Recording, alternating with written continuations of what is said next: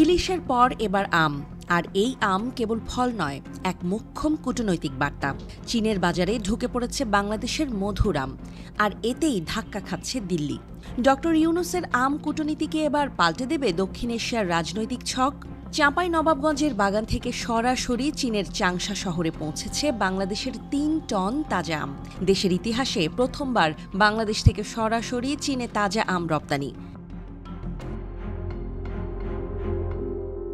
চীনের হুনান প্রদেশের হুয়াংহুয়া আন্তর্জাতিক বিমানবন্দরে পৌঁছানোর পর ১ মিনিটও দেরি হয়নি কাস্টমস ক্লিয়ারেন্সে। ফাইটোস্যানিটারিটি সার্টিফিকেট হোক কিংবা শিপিং লেভেল, সবখানেই বাংলাদেশের প্রস্তুতির ছাপ স্পষ্ট।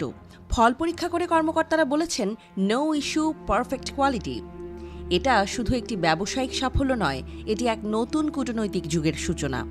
একসময় যে আম দিল্লিতে পাঠানো হতো উপহার হিসেবে, এখন সেই আমেই কর করে ডলার আসছে বেইজিং থেকে। নামমাত্র মূল্যে না, রীতিমতো ন্যায্য মূল্যে কেনা হচ্ছে চাঁপাইনবাবগঞ্জের সেরা জাতের আম।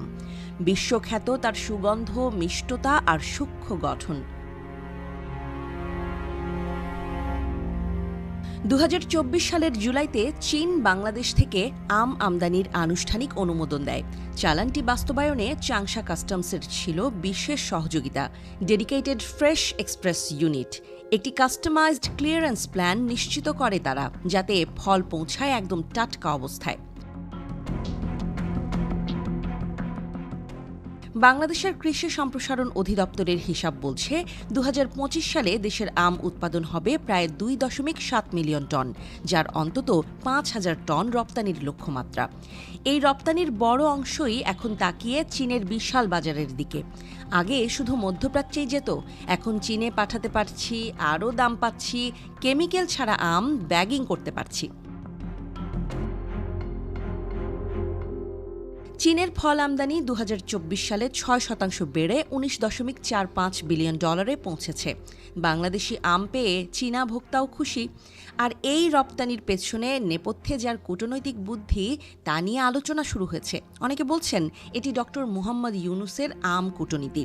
ভারতের প্রতি অতি নির্ভরতাকে পেছনে ফেলে চীনের সঙ্গে অর্থনৈতিক সম্পর্ককে আরও মজবুত করাই এই নীতির মূল কথা।